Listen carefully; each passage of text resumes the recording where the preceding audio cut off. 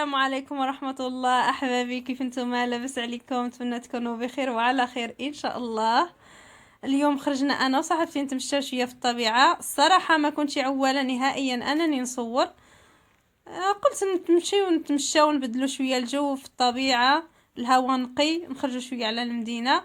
وفي آخر لحظة قررت نصور ونشارك معاكم. قلت علاش ما نصورش ونشارك مع الحباب ديالي يشوفوا حتى هما يتمنظروا في الطبيعة. هانتوما شوفوا واحد الجو غزال الصراحة، واحد المنظر رائع. انا من عشاق الطبيعة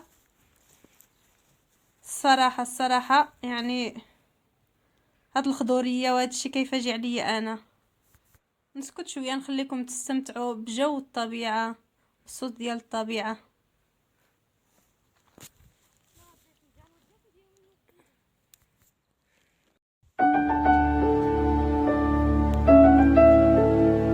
شوفوا على خضورية ما شاء الله. زعما في هذا الوقت الصراحة في شهر 3 كيكون الجو مخير وغزال. وهاد المنطقة يعني واحد المنطقة اللي هي سياحية، في هذيك الآثار القديمة، وهي أصلا قديمة هاد البلاصة الرامبلة، وهي بالضبط جات في غيرونا. ومنطقة سياحية يعني كجميع الدول الأوروبية في الصيف كتكون عامرة بزاف، ولكن مع هاد العام والعام اللي فات الكونفينامينتو يعني كانت السياحة قليلة، ما كانش بزاف. لكن هاد البلاصة روعة. انا الصراحة من كنقناط كنجي لهنا كنتفاجئ الصراحة، حيت من كتطلع واحد الجبل زعما كيبان تقريبا كلشي في غيرونا كتبان. ان شاء الله مرة اخرى نطلع معاكم حتى تما.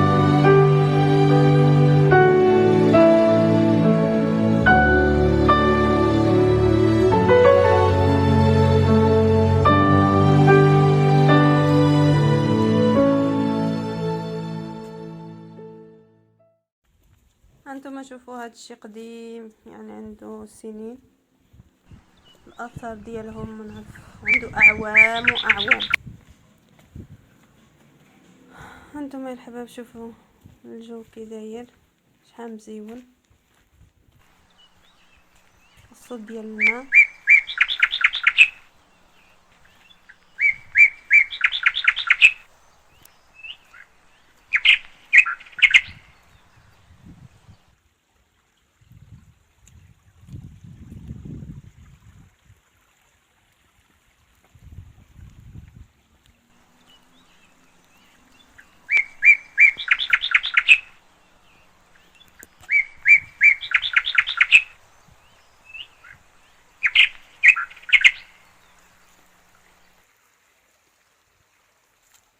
انا نطلعوا في هذا الدروج نشوفوا المنظر من الفوق، كيبان غزال الصراحه. نديروا شويه د الرياضه في هذا الدروج.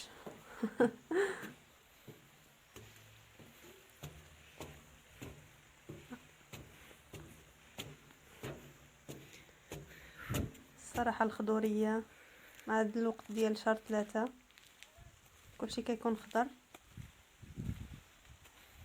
وانتم تشوفوا من الفوق كيبان يا سلام،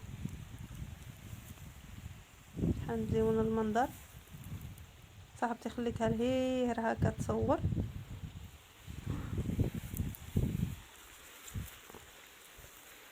يعني كاين هنا طابله وكراسي ديالها بنادم اللي يجي يدير شي بيكنيك.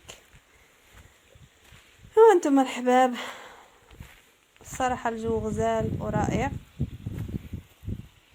ما كاين ما احسن من الطبيعه والجو ديال الطبيعه. ايوا نتمنى ان شاء الله يعجبكم الفيديو. قبلوا علينا، صورتكم واحد الحاجه اللي هي بسيطه، اتمنى تنال اعجابكم. في امان الله، استودعكم الله الذي لا تضيع ودائعه.